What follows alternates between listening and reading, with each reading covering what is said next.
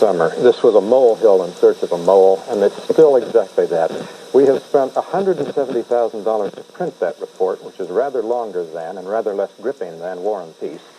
The committee itself has decided that the better evidence, to use their phrase, is that Casey received this document, but they don't have enough courage of whatever conviction they have to say that he ought to be prosecuted.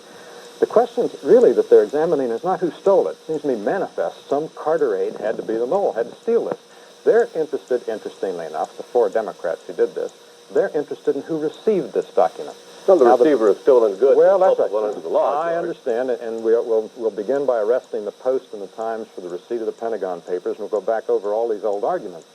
I remember last summer when we were going through this, The Economist of London wrote a bemused editorial saying, "We've just had a campaign here in Britain that consisted primarily of the Labour Party representative calling a daily press conference to discuss the latest leaked document from the Conservative Central Office.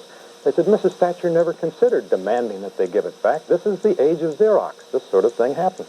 I do believe it's true, in part because of the boat people, in part because of the mounting evidence of concentration camps in United Vietnam, in part because several dominoes fell, as the theory said they would, Cambodia and Laos.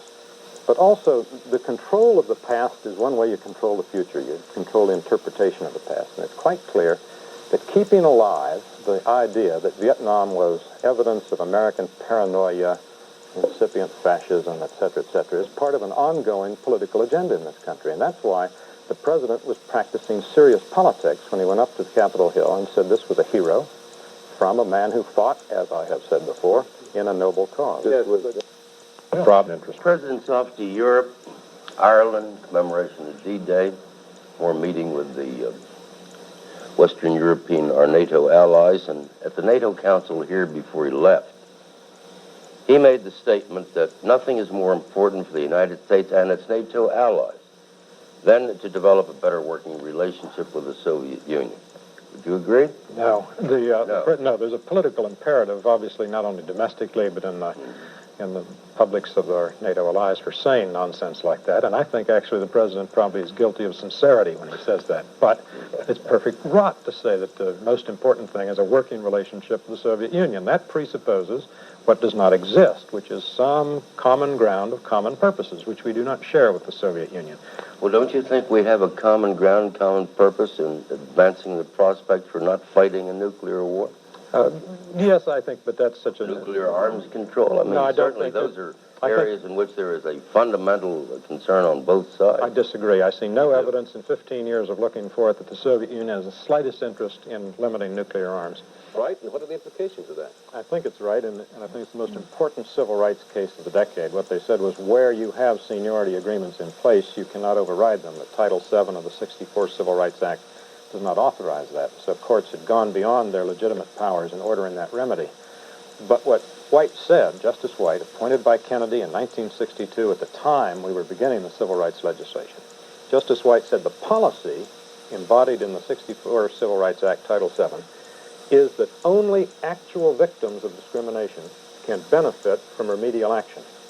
That is, you cannot have affirmative action programs that benefit people simply because they are members of a disadvantaged class that is a government-approved minority. Then you read that decision in the broadest possible sense. I think the policy implied in there will, if you maintain this majority, commits it to extensive revisions of affirmative action. Marianne, what issue? It didn't mean to decide, but it went farther than it needed to go, and had five members to sign on to it when it said the policy engaged in Title VII is the following. And it stayed there. It did. What they based this decision on a clear reading of an unambiguous legislative history of Title VII, quoting, among others, Hubert Humphrey, that said we never meant this kind of quotas that we have now been slipping into. And that's the drama. See, this wouldn't be nearly as important if it were constitutional construction. This is a statute. When this court recently overturned a sex discrimination statute, not overturned it, but said it had a narrower sweep than certain civil rights groups wanted, you got an immediate rush in Congress to change it. Now, if the Democratic Party, or if civil rights groups, or if the nominee of the Democratic Party thinks that we ought to have quotas of the sort that Justice White is skeptical about, let them... Quotas a buzzword. Or disagree? Oh, not at all. This should be an issue in this campaign. Absolutely, because this election will decide, probably, the shape of the court and hence of constitutional and statutory construction into the next century. Sure, and that's what Sandy says. This is a big problem The for Reagan Walter administration could not be clearer. It is in favor of a colorblind legal system. The Democratic Party is not clear yet, and they have a question to answer. And the question posed by Justice White is this. Do you or do you not favor, do you want to revise Title VII to say you favor, quotas that favor persons who are not themselves actual victims of discrimination, quotas that injure whites who are not themselves guilty of discrimination? Here's how it would. I take it, George, you would agree that a court that Reagan appoints would reverse the Blackmun decision on abortion, for instance. Well, it's very hard to tell, because it's hard to tell on what grounds he made that decision. But I do not think necessarily that you would roll back all the privacy rights from which they drew that. No, I don't think that's nearly as clear as this case. The minute Jesse Jackson becomes a politician, he's no longer the charismatic leader. George? Yes. Does he sit behind a desk reading memos on Medicare as, say, Secretary of Health and Human Services? The mind boggles, frankly. The Democratic Party seems to me to be walking around with its sword, eager to surrender it, and they can't get him to stand still to take it, because he hasn't decided what he wants. Miriam? Absolutely event that Mr. Reagan is sincere, which I certainly hope not. In that case, then Chernenko is right and Reagan is wrong, and I never thought I'd utter a sentence like that. The 1955 summit was a disappointment. The 1960 summit, right after the U2, was a disaster, broke up in angry recrimination. In 1961 in Vienna, Kennedy gave an impression of weakness to Khrushchev. We had a Cuban Missile Crisis. A year later, we had the Berlin Wall a few months later. The successful summits, those where they got along well, were even worse. That is, we had a successful summit in 1972 because Nixon and Kissinger, in their haste to conclude an arms agreement, gave away the store up in Helsinki just to get the ink on the paper. We agreed to all kinds of rhetoric about détente that we may have believed, the other side manifestly didn't. The question is, why are we chasing this rabbit that we don't really want? To get meetings with the Russians? Well, don't be so anxious for them, particularly because it now is clear that the definite article, the criterion of a successful summit is an agreement. The other side knows that. So there's a pressure built up in a democracy to come back with an agreement. The other side can just stonewall it until we give them what they want. You have some things you can deal with. You say a majority of the people don't really care, in effect, about the 15%. That's probably true. They do care about notions of what this country is supposed to be, whether equity is supposed to be a notion, whether decency is supposed to be a notion. In 1980, the fundamental theme of the Carter campaign was that Ronald Reagan would divide the country at home and plunge us into war abroad. That earned him 6 states. Now, it's not clear after 4 years of this, when you may disagree with what Reagan's done, I think it's harder to paint him as a warmonger today than it was when he was an untested former governor in 1980. Well, I want to... This was a good week for Ronald Reagan in this sense. The networks made much, as they should have, of the fact that for the first time in 7 weeks, Chernenko was visible.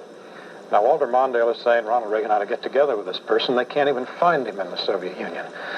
Chernenko, there's a wonderful story that in the Economist this week that says that when Genscher, the German foreign minister, West German foreign minister, was meeting with Chernenko, he said to Chernenko, "Come and visit West Germany." Chernenko said, "Delighted," in Russian. He said that.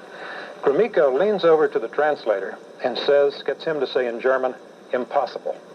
Now, that raises a very real doubt as to who or whether anyone really is governing in the Soviet Union. Well, how does that turn? This year began with the deployment of the NATO missiles in Europe and the alleged anxiety that our allies would pull away from us. This year comes toward an end with the worry, on the other hand, that the East German allies see that the hope of any progress for their future is with ties to the West. What do you think of Mondale's tax program? George? I think it's, I would raise taxes differently to fall across the economy on consumption, but I think he's right, as I've made obnoxiously clear to you. I think we're undertaxed. But beyond that, it seems to me he has bitten the real bullet. His problem is that Reagan is winning. Reagan can say, don't listen to Mondale and Will. They keep underestimating economic growth, and he can show in his computers that if we have 5.5% real growth through 1989, the budget's balanced. And there are a lot of people who say the recession rang so much inefficiency out of the economy and so improved productivity that we're going to do that. So 5.5 growth for 5 years? Well, the premise would be Reagan's unprecedented. It would be. We've never done this. Well, that's why true conservatives who are gloomy about the world, such as me, say, unless Reagan has outlawed the business cycle, we're going to need more taxes. The president, in that way of his, says, well, okay, we'll outlaw the business. I couldn't disagree with you two more. It seems to me, if you look at what has happened since 1972, 2 different Republican presidents have inflicted, assuming it's a landslide on Tuesday, 3 landslide defeats on the Democratic Party.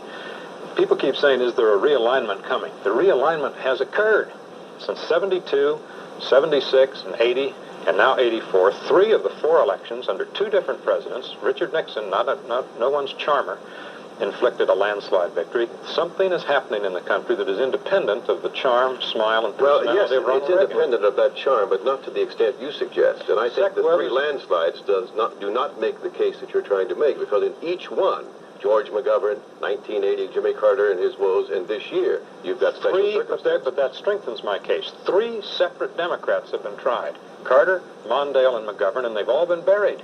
Well, condition of that year has been buried. Well, every year is different. I mean, if you want to say there are no generalizations in history, that's one thing. But that's right. Make a difference for good? Well, no, it seems to me the premise of this tour is, as described in a front-page story in the New York Times, that they can diminish the threat of war by raising the consciousness of the American public, beginning with American children. I do not believe that American children or the American public in any of its forms is the principal threat to peace in this century, and it is a perverse reading of the history of this century to suggest that it is. Obviously, a crusade such as this, using children, using the horrors of war, can be successful in inculcating in a democracy an extreme reluctance to contemplate the use of force. There is a precedent for this. In the 1930s, first the book and then the movie All Quiet on the Western Front, Vera Britton's memoirs, a recollection of the horrors of World War I were used constantly and with great effect. It produced a pacifist government in France. It produced an extreme reluctance to rearm in Britain, and I think it produced the Second World War. So the danger is not that these people are tilting at windmills. That suggests that it's harmless naivete. The danger is they may succeed. Well, I'd like to tell that young Cambodian that he is the survivor of the second worst Holocaust of this century, that it could have been prevented in Cambodia if the United States had won the war to defeat the communists that conquered Cambodia, and that some of the very people who are sponsoring this tour by those children were among those who successfully broke the will of the American people to stop the conquest of Cambodia by the communists. General, well, the question is, did he do that, or was this an act of simple self-defense? And is there such a thing as law in the New York City subways?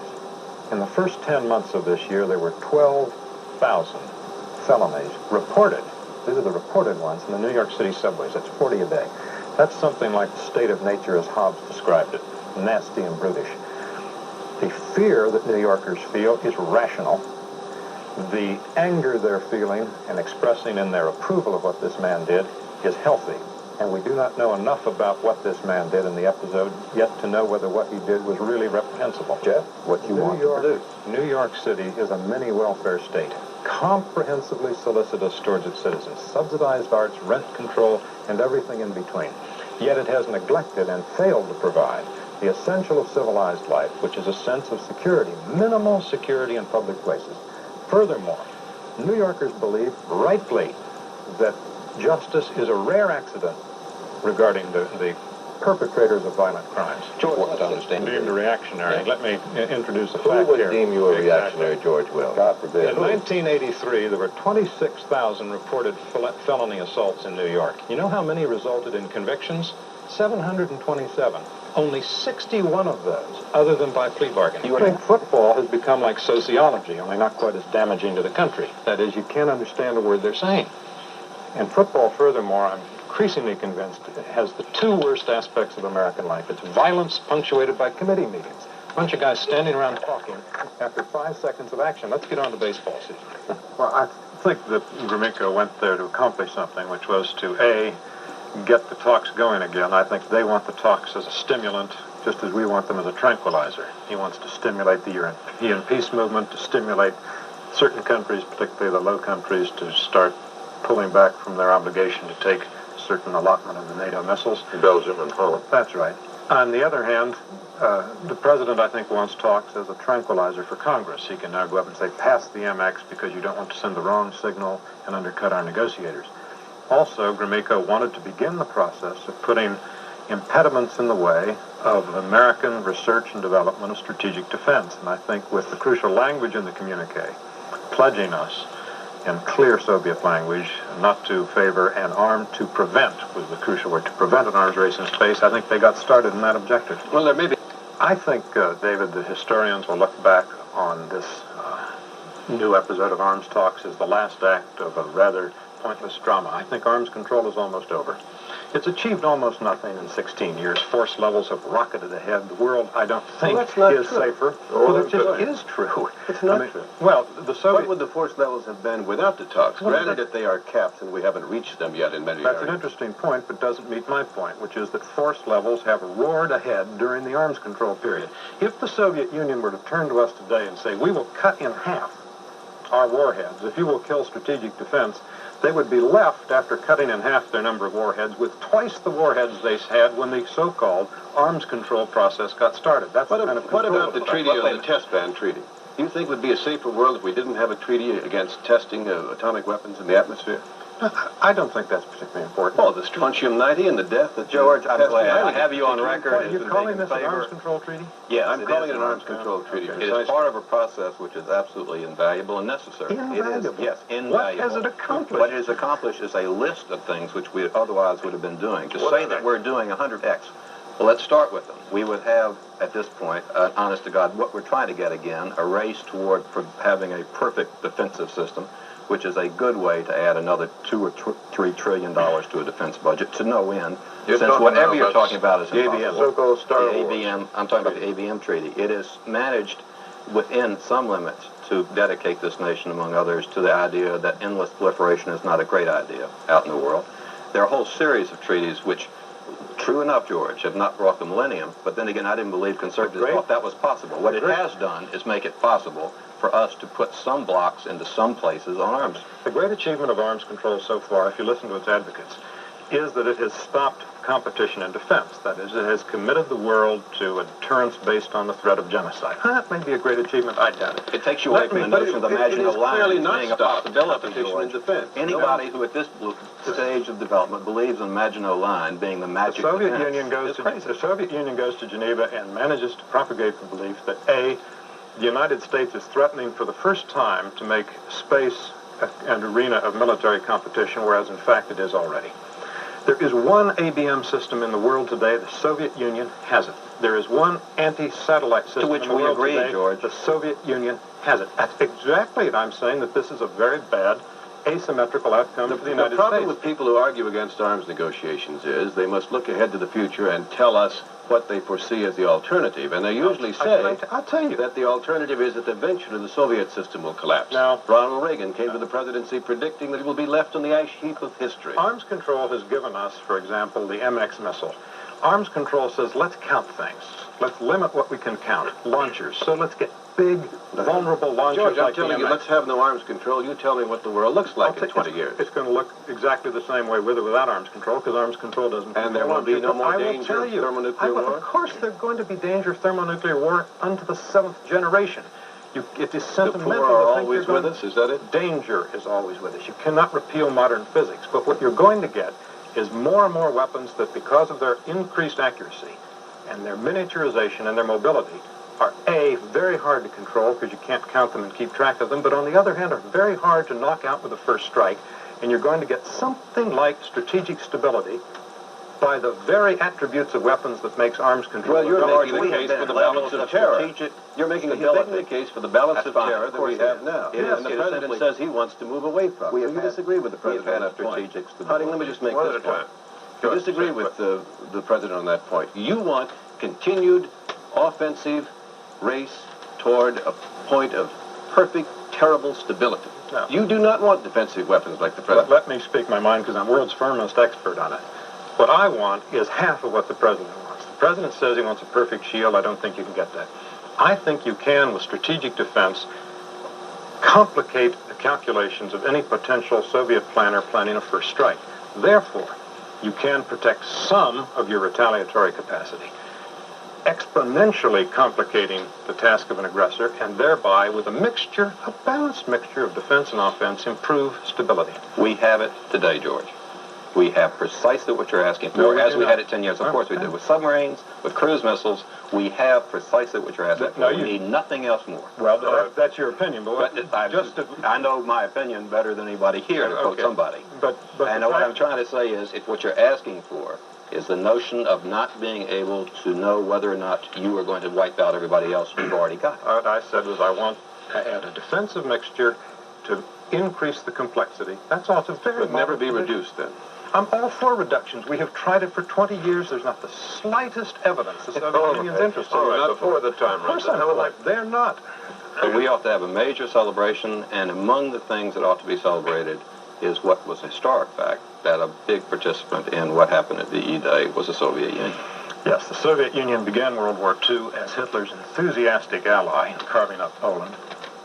There was a rupture between the two at Hitler's initiative. By May 8, 1945, the Soviet Union was busy screwing down a tyranny throughout Eastern Europe that differed only in nuance from the Hitlerite tyranny. The Soviet Union is the legatee of Hitler's values of conquest and anti-Semitism, and they should be expelled from any celebration. What is your of the point? region. There are those who World War believe II? that the beginning of World War II was those in the West who would not speak against Franco at the time in which it was possible to put together. Let's get George's point. It was Should they be the place expelled where from the the tested celebration? weapons went forward on behalf of Any Germany and celebration, Italy, as we know. Sam, any celebration of the end of World War II should be a celebration of the values that made it a war worth fighting, and those are values to which the Soviet Union... All right, united the okay, Absolutely, because remember, when Hitler started the war, his enthusiastic ally was the Soviet Union. And it was that until Hitler initiated the rupture, to the surprise, chagrin, and regret of Stalin. Furthermore, what are we celebrating? We're not celebrating 40 years of peace. Peace is more than the absence of war. It's amicable relations. It's all kinds of things that the Soviet Union denies in Eastern Europe. We're celebrating the liberation from Soviet tyranny, or from Nazi tyranny, of Western Europe and half of Germany. We can hardly celebrate the supplanting of Nazi tyranny by one just as bad in Eastern Europe. Pierre, is it all the same? 6 of one, half a dozen of the other? I don't quite agree with George. I think that we are celebrating a victory in common. I do agree with you that the Soviets were not early participants in the defense against Nazi Germany, but they played a major role, suffered enormous losses during World War II. We may not like the Soviet government and the way it handled itself. We may not like their domination of Eastern Europe, but I believe that we should have a joint celebration of that victory. And I think it is too bad that there's going to be one celebration on one side of what it used to be known as the Iron Curtain and another celebration on another, that in a way people are hesitant about including the Germans because they were the defeated power, but they are now our closest allies. They are not the representatives of Nazi Germany. And 40 years after the war, I believe that including them in this celebration in a way is a sign that we have built something together that is not the same as it was 40 years ago. Tom? Yes, I agree generally with Pierre on that. And it seems to me, George, you may not be celebrating 40 years of peace, but I am. And it seems to me that if we had not had the Soviet Union on our side in World War II, after they did come in, we might be celebrating today only, say, 25 years of peace. There might be a great many more dead Americans here who wouldn't be celebrating anything. So I agree with Pierre. We had a joint victory in World War II over Nazi tyranny. The problems between the United States and the Soviet Union today remain. There's no question of that. But at the same time, we are trying to manage that relationship in some sensible fashion. It seems to me that those things on which we can jointly agree, which is the defeat of Hitler, we ought to celebrate. Well, you're celebrating peace because you are fortunate to live on the right side of the Berlin Wall and the rest of the Iron Curtain. There are a lot of people in Eastern Europe who don't think this looks very much like peace, as it is understood as more than just the absence of shooting. Furthermore, fine, let's manage the relationship with the Soviet Union, but let's do it in such a way that doesn't require us to corrupt our language. I have seen on this network a film clip and an evening news show celebrating the liberation of Warsaw. Warsaw wasn't liberated by the Red Army. The tyrants swapped uniforms. That's all that happened. And if we start trying to celebrate with the Soviet Union some common objective, all we're going to discover is we either change our values or our vocabulary. Well, Warsaw was liberated from one set of tyranny. Now, if you want to make the proposition another substituted it, fine, but the word liberate is properly used I there. don't believe you liberate something when you do not bring liberty to it. Well, the liberation of Warsaw is one thing, but I thought we were talking about joint recognition, celebration of the end of World War II in Europe. And I do think that's something worth celebrating. And I think, furthermore, that a very essential part of trying not to have a war with the Soviet Union would be to recognize those things upon which we can jointly agree. And ultimately, however it was at the beginning, ultimately, the defeat of Nazi Germany was certainly one of them. Let me ask you, It is healthy. It seems to me that we have established a federal bureaucracy, the Federal Election Commission, the purpose of which is to ration the permissible amount of political speech in this country.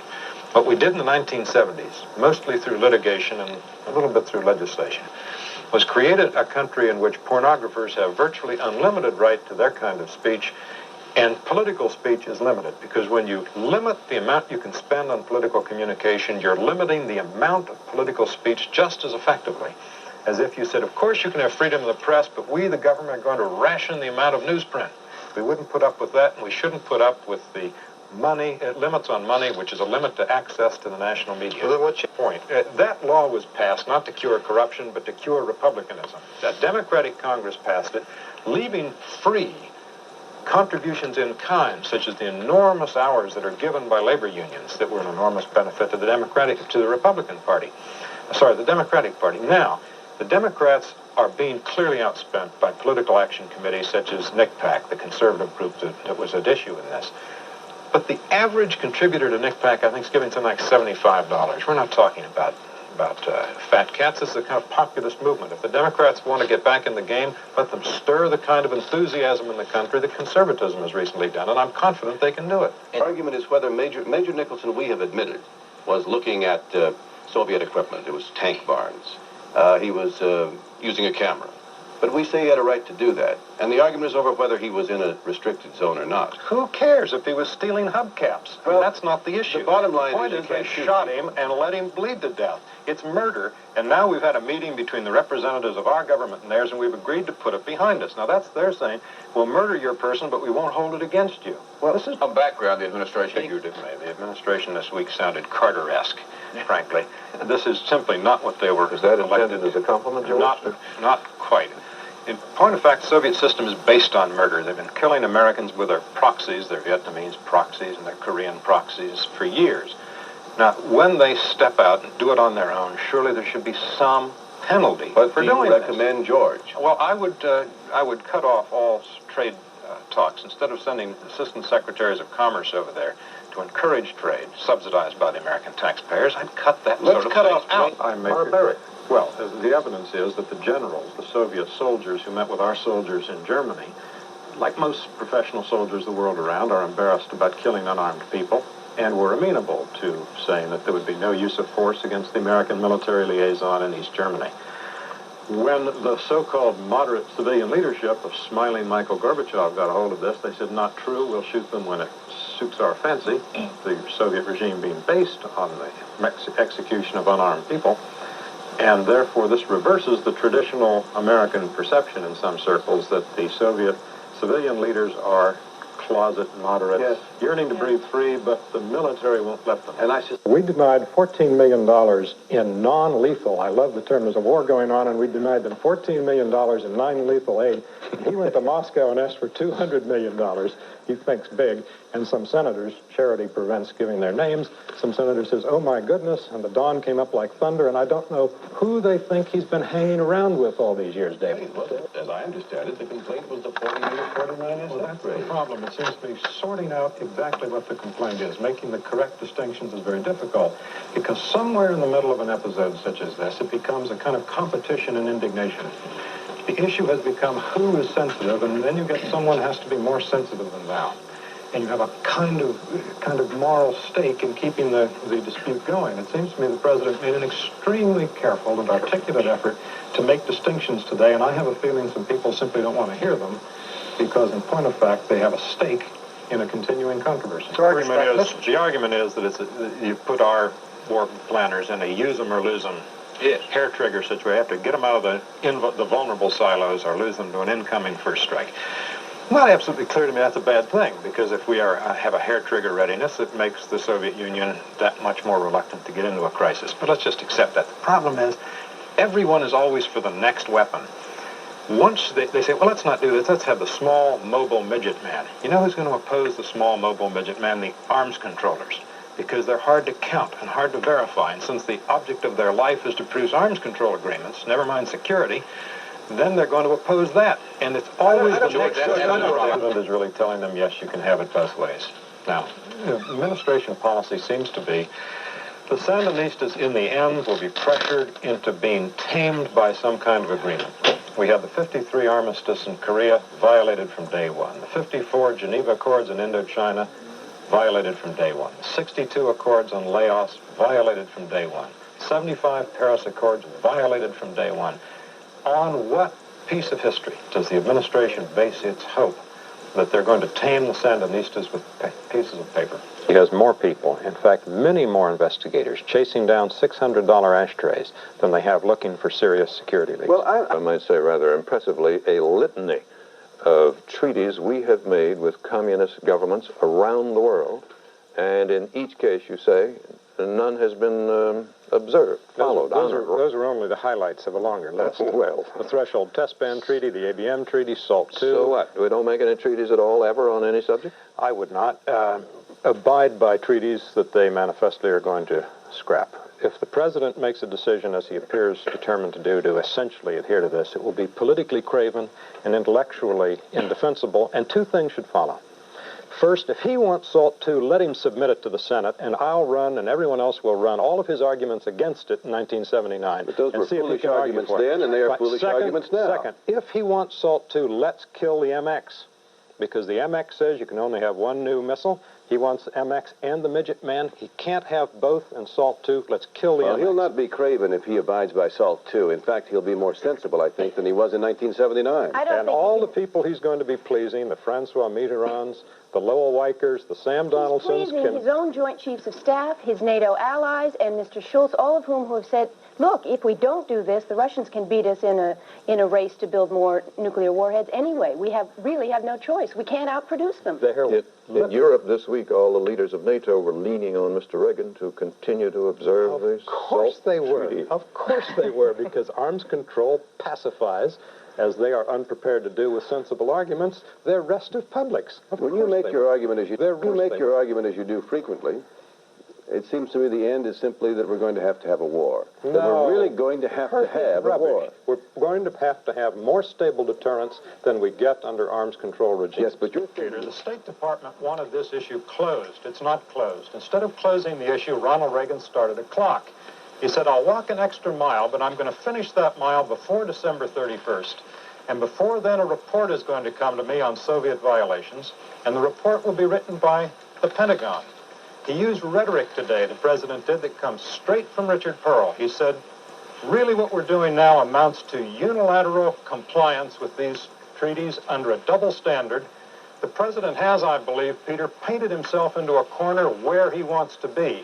And in that corner, before the end of the year, he's going to say, sorry, we've given them extra time, and we're no longer going to comply with the overall limits. George, the president's position is we will respond proportionately to what the Soviet Union is doing, and what the Soviet Union is doing is comprehensively ignoring the treaty.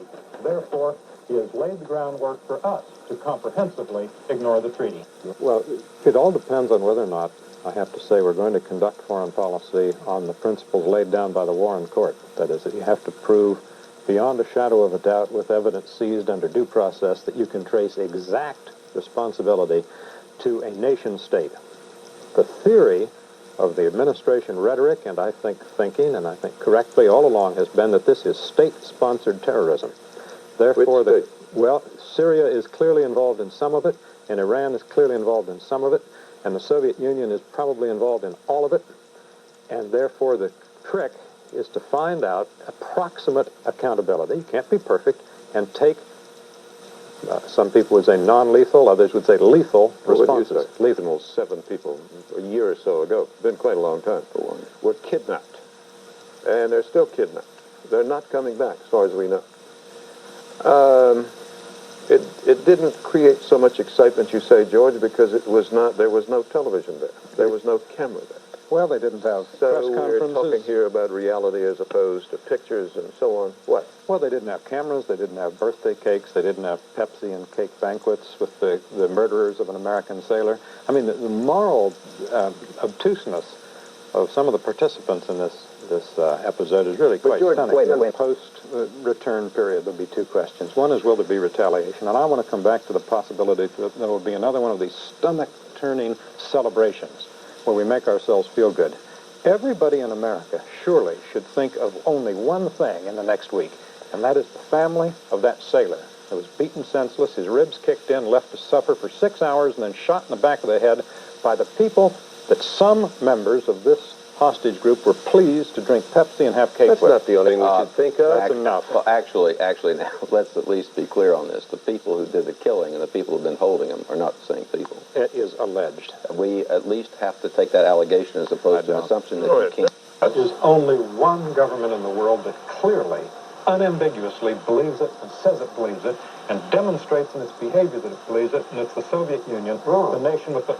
Read what they say in their George, if they believed it, you would believe, using your own words, that they would have used it by now. No, I do not believe that. I think deterrence is working, but I believe that they believe it is possible to have a sufficient military advantage in strategic nuclear forces to justify the enormous amounts they're spending on superiority, the enormous amounts they're spending on civil defense, the rapid multiplication of deep shelters to preserve their leadership elites because they believe in fighting and winning nuclear wars. They say so. The anniversary of Hiroshima, one of the great acts of statesmanship of the nuclear age was Begin's bombing of the reactor in Iraq, which may arguably, certainly, have disarmed a third power from a third world power from becoming a nuclear power. Well, the Israelis have nuclear capability, we all believe.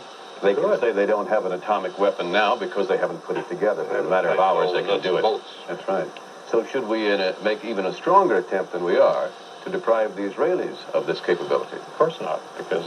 But your theory is we should applaud the bombing of other countries who attempt to... I have this peculiar theory that we should protect the democracies that are on our side and not treat them as equal, which in no moral sense are they, or geopolitical sense, with the tyrannies that are on... Well, since I'm on your side... We are so eager, David, that we will sign the Helsinki Human Rights Accords in the first place on the pretense that there was accord on the meaning, for example, of trade unions. The Helsinki Accords commit the Soviet Union to free trade unions. There are no trade unions in the Soviet Union worthy of the name. It commits the Soviet Union to the free movement of people and ideas. Now, everyone knew 10 years ago that this was a fraud. That the Soviet Union was... Henry Kissinger and Gerald Ford didn't know it because they signed it. Well, some people said the reason we're signing this is to, A, hold up the standard, as Morton says, and B, to demonstrate the fraudulence of their pretense. Well, 10 years of fraud is surely enough. The last Helsinki monitoring group in the Soviet Union was disbanded in 82. Sharansky's... 10 years of fraud or enough? That's about sufficient, I should have thought, even in the area of late Dayton. Sharansky's in jail, Sakharov's in exile. Let's end the pretense. The people most enthusiastic, I think it's worth noting, about continuing the charade of the Helsinki process are the same people most ardent for arms control agreements. Now, why is it that these people who find in the Helsinki Accords something honored, not at all, are also enthusiastic about arms control agreements? You're right. I think the same people are, as you describe it, enthusiastic about both, but not enthusiastic from the standpoint of having blinders over their eyes and believing that the Soviet Union is a bunch of good people. But enthusiastic from the standpoint of trying to move forward on every front we can. Why is it moving forward to have an agreement violated in every syllable? It is not moving forward to have an agreement violated. It is moving forward to continue to discuss areas of difference and possible areas of agreement. I was curious that one of the countries pushing the condemnation of Israel was France. France, which, when its people were attacked in Lebanon, attacked Baalbek in the Bekaa Valley on the principle very much like that, I think, that the Israelis acted upon. The United States, by abstaining, has crippled itself in its future right to do what George Shultz says it may have to do. He said this in a December speech. That is, both attack preemptively or responsively and make attacks that might include casualties on non-terrorists. Well, there comes a point where you simply have to say, and the administration is all but saying that Egypt is lying. Israel is saying that Arafat is lying. This is the kind of difference you can't split or smooth over. The United States policy has always been a struggle to make there be a cost for collaborating with terrorists, and we've already heard tonight that the cost is apt to be in foreign aid.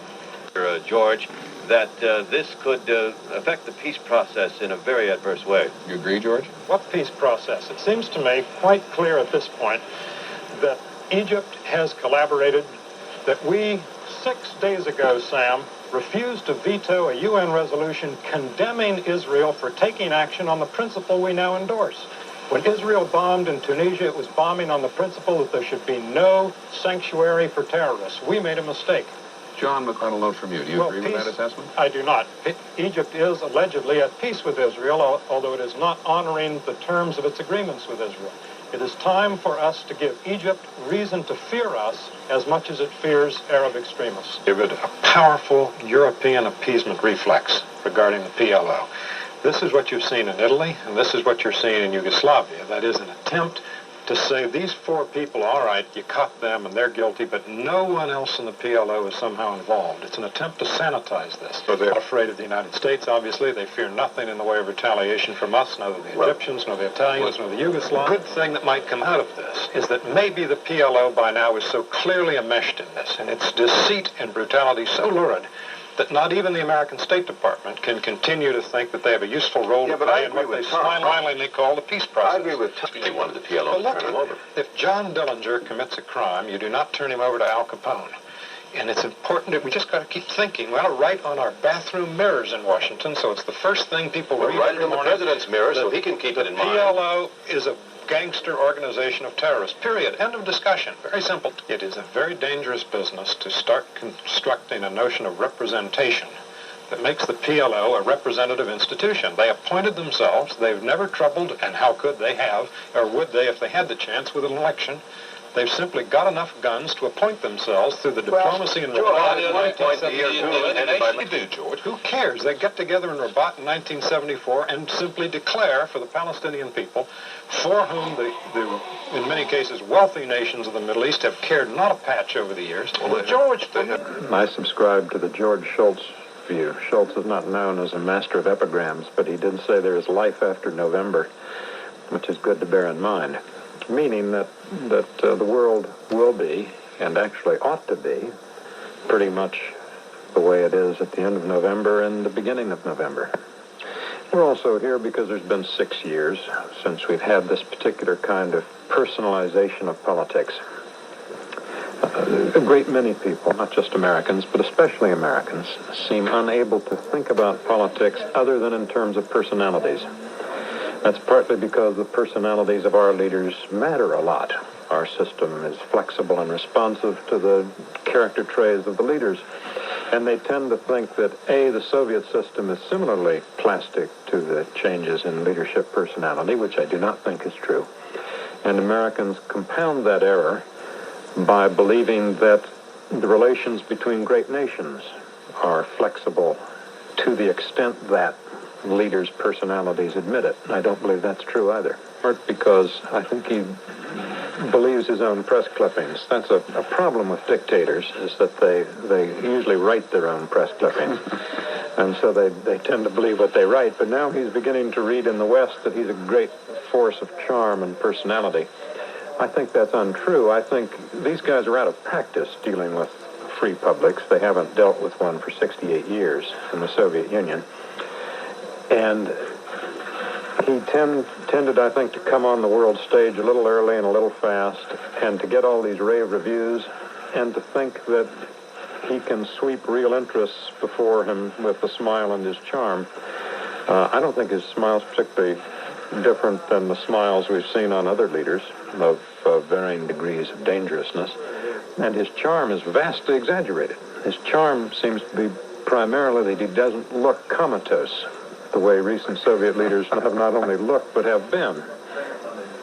And I think this will wear out pretty soon. There is that. There's a tendency to say, well, they're big and we're big, and they have an army and we have an army, and there's the New York City police and the Moscow police, and the kind of moral symmetry tends to be developed in this way. But I think most Americans are reasonably realistic about this, and this realism manifests itself right now in the fact that the public does not, in fact, according to most of the polls, expect much to come from this. They expect the president to be the president and Gorbachev to be the representative of a system that produced him. He is, after all, a protege of the late and unlamented Andropov, who spent the last 18 years of his life arresting people for the KGB. Andropov was, of course, a representative of the military and security apparatus of the Soviet Union, as is Gorbachev. Gorbachev's first months in office have consisted primarily of a crackdown on vodka, which is to say, I mean, it's not quite as frivolous as it sounds, because the Soviet Union is drunk after 4 in the afternoon, a good bit of it. It's a very serious problem, alcoholism in the Soviet Union. But his response has been an authoritarian response. We will cure our problems domestically by less alcohol, and more work, more discipline, more diligence. It's the voice of neo-Stalinism echoing across that land. We're making something out of very little, and what it's about is a Washington tactic. Now let me, this is a carom shot in billiards. It has about 4 walls to go off. Let me try and describe it. What happened was, 5 months ago, the president said, I want a report on Soviet non-compliance with SALT II, and I want it by November 15th, 4 days before the summit opens. They didn't know the summit was coming at that time, so this was serendipitous. The report gets written. It's well known. It's written by Richard Pearl, a skeptic regarding many approaches to arms control. Not opposed to arms control, but a healthy skeptic. I say that in a biased tone of voice because he's not only my neighbor in Washington, I went to graduate school with him. I've known him for 20 years. Richard writes the report and sends it over to Caspar Weinberger. Caspar Weinberger writes a normal sort of covering letter to send it to the White House. You don't just drop it on the president's desk. You write him a note. And in the note, he reiterates for about the 10,275th time what he's been saying all along. The letter then gets leaked. Now, who leaks it? A lot of people say Richard Pearl leaks it. I suspect that whoever leaked it wanted people to say Richard Pearl leaked it. This, to me, is a letter leaked by Richard Pearl's enemies in the hope that then people would say Richard Pearl did it in an attempt to sabotage the summit. Richard Pearl's a good Washington hand, and he does leak things. Everybody leaks things in Washington, but he leaks things to a purpose. There's no purpose in leaking this letter that simply reiterates what everybody knows to be Caspar Weinberger's off-stated views. Well, the reasons for the political disposition of the American media are complicated and rooted in the sociology of the profession. What kind of person goes into journalism? How is that kind of person educated in college? Where does that kind of person go to college? Well, whatever. The facts are reasonably clear. Survey after survey shows that 80% or so of the media voted for McGovern in 72, for Carter in 76, for Carter again in 80. So the disposition's clear. Given that disposition, a tendency to distrust all governments equally, and to distrust your government more than the rest because you think you're sent to Washington as the definite article, the defender of public virtue. Not the Constitution, not the Congress, they're all part of the problem. The media is the sanitizer of public life. Therefore, you tend to feel that where there's a problem in the world, it is curable by some American improvement. Therefore, the problem being bad U.S.-Soviet relations, the improvement is an alteration of American policy and hence flexibility. Then you say, what do you want to be flexible about?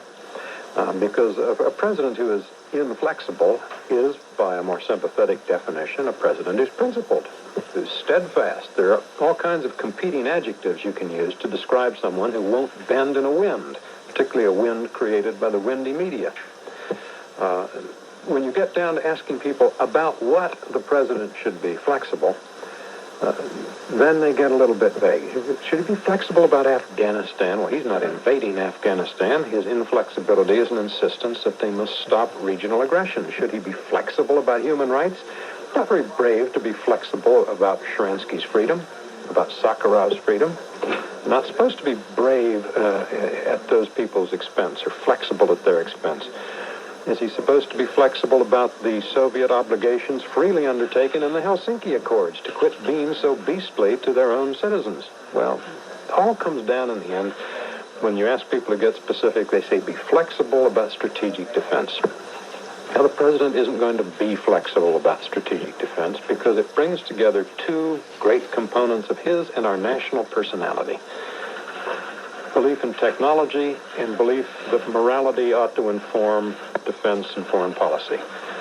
Strategic defense is optimistic about technology, about the ability to develop a system that can intercept and knock down incoming ballistic missile warheads.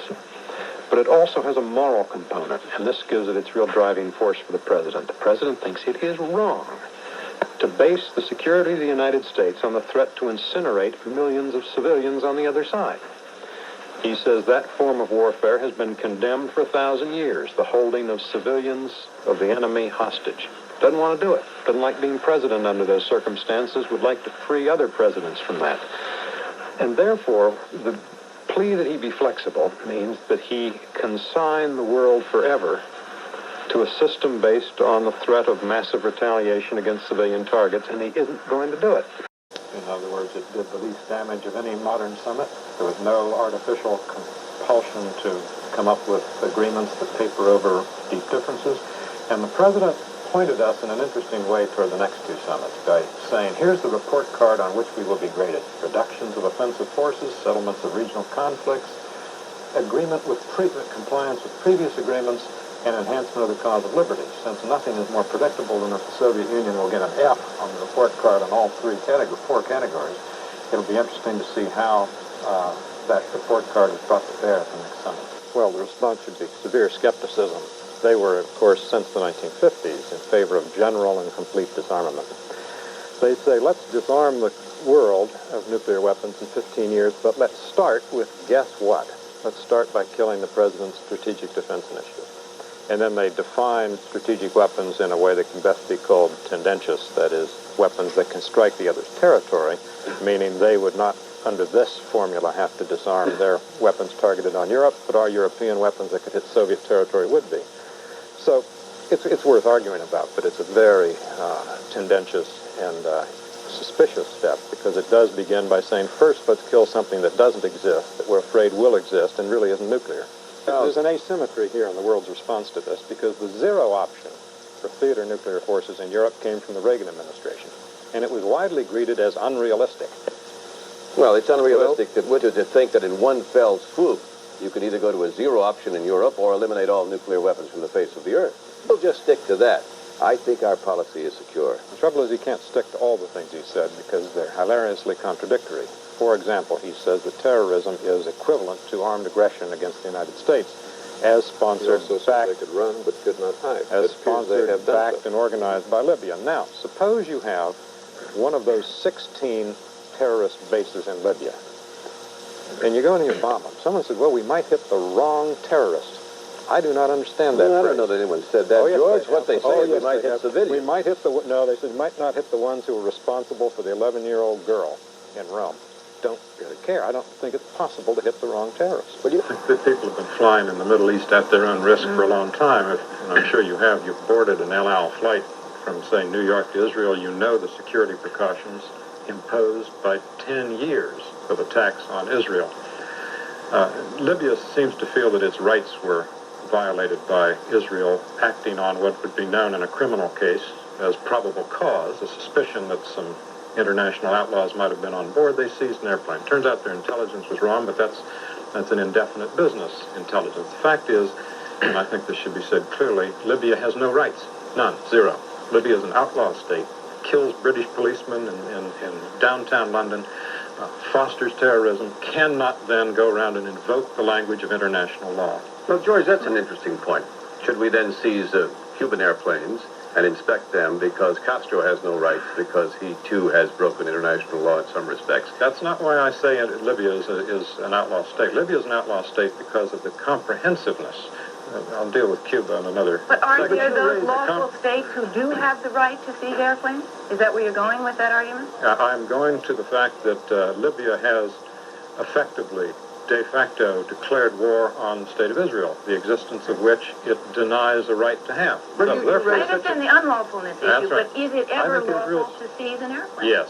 Well, you raise an interesting point. It's an act of self-defense. If we can seize an Egyptian plane and Israel can seize at will a Libyan plane, why can't Arab countries seize Israeli planes and U.S. planes? Well, are you, by the word can't, are you saying do they have the capacity? Well, I don't think they have the capacity, but from the standpoint of propriety? Of legality. I am saying that the United States and Israel, that nations that sustain and support international law, and that in their domestic institutions and international behavior are civilized, have more rights than the uncivilized. Well, I am saying that nations that espouse the cause of international law have to live by it, whether it's convenient or not. If we decide that an international law serves our purpose and we will obey it, but it doesn't serve our purpose and we won't obey it, let's do away with it. International law is not a game of solitaire. It is not a game at which one nation can play alone. But I don't think it's a game. You apparently think it's a game, in which if you're losing, then you take some other means, some other...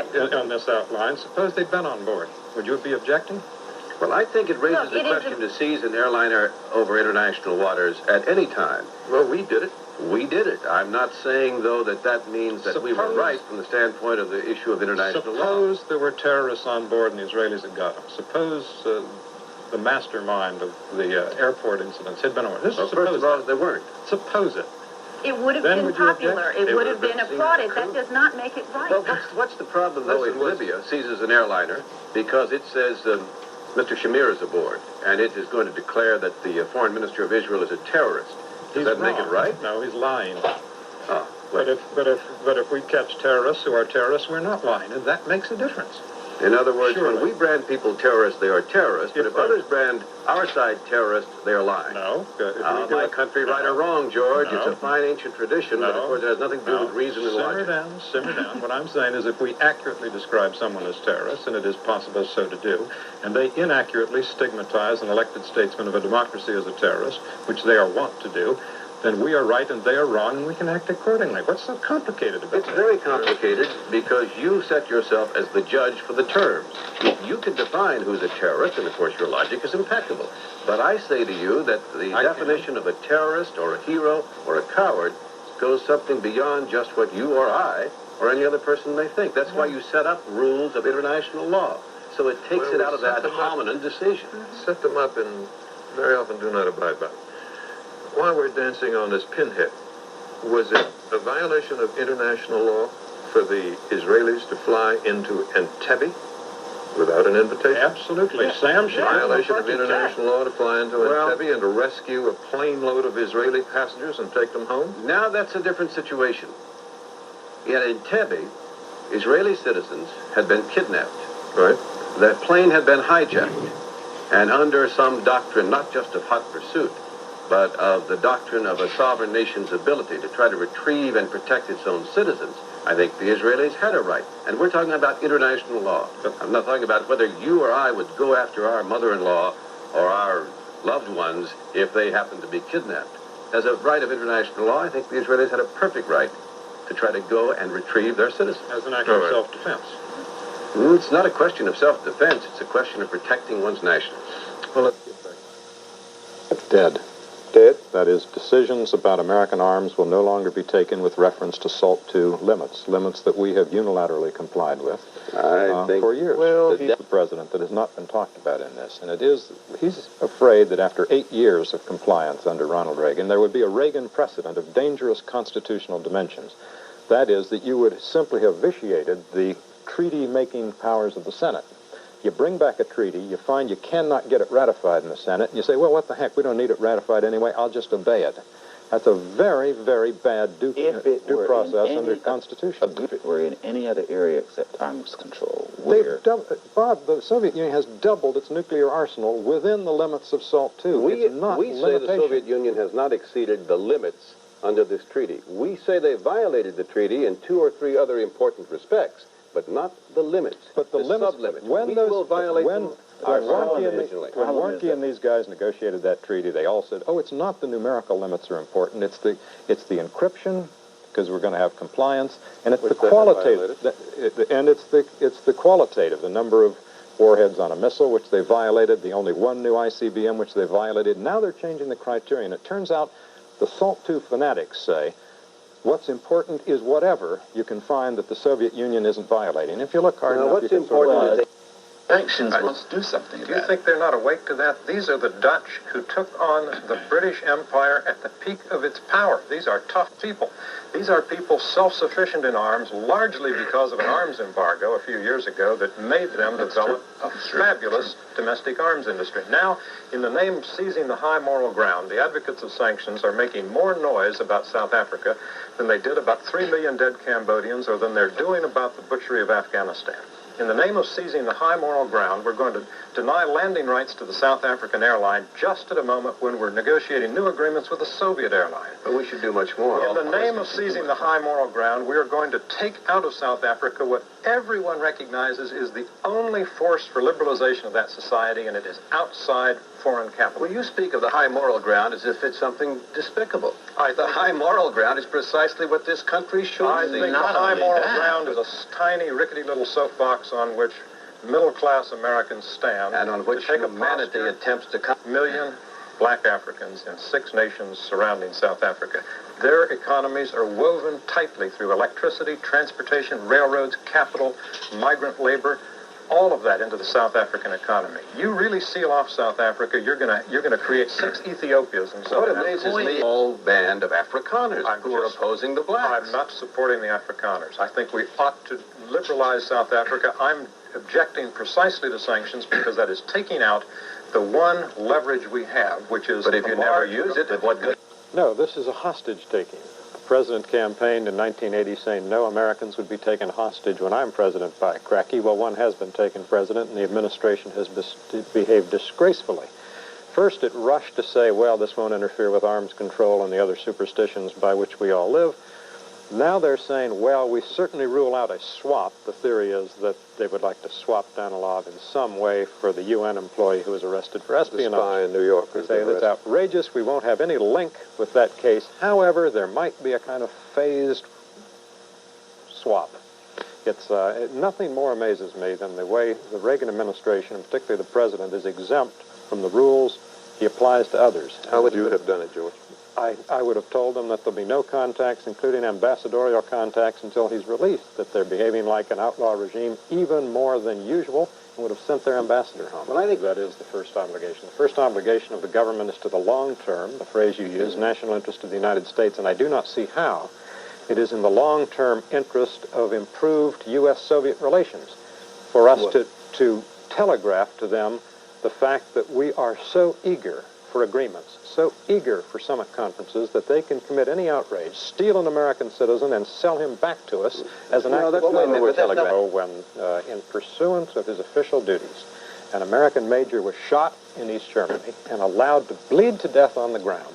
The first reaction from President Reagan was to say, this kind of incident certainly makes me eager to have a summit. Now, you communicate that kind of lust for symmetry, that kind of fetish for agreements, and you are guaranteed to get real agreement. The president, he did not say that the shooting of that major made him eager to have a summit. He said exactly that. He said exactly that. What he said was just the opposite, in the sense that he said it was an outrage, it was conduct that could not be condoned, but we had to proceed with the total relationship of trying to grope toward a more peaceful world with the Soviet Union. He said it made him especially eager to proceed with that, which is exactly what I've said he said. Well, I disagree. I think the record will show that Reagan never advocated a summit as the reaction to the killing of that major. We get the Danilov case settled for movement toward an arms control agreement, at least on intermediate range missiles. Of course agreement is possible if you take a silly enough goal, subscribe to it, and then vitiate even that goal in the details.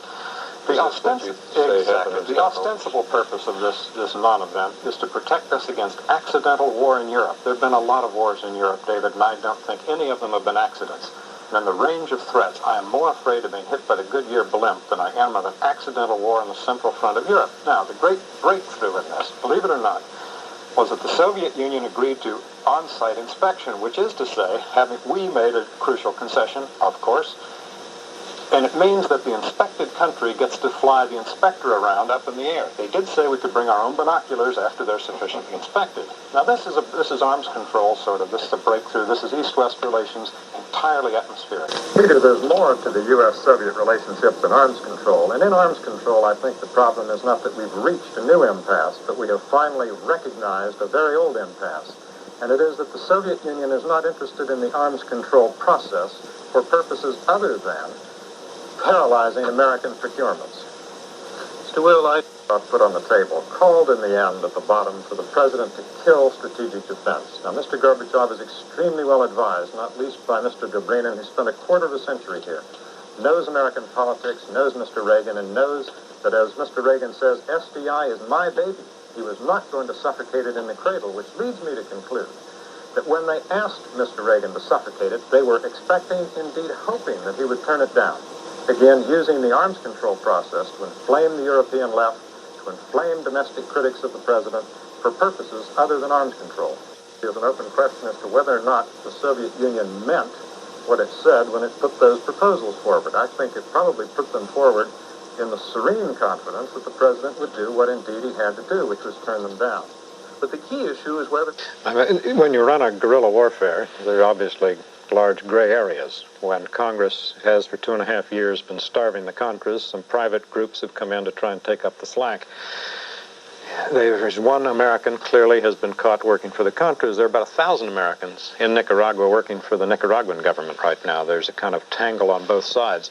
What they prove at the People's Tribunal will, I trust, like everything proven at People's Tribunals in communist countries, be taken with 1/3 of a 1/5 of a grain of salt. It's a little bit dirty world. Look, the United States government's objective in Central America has changed over the years. It is no longer just to stop, to interdict supplies going from Nicaragua to El Salvador.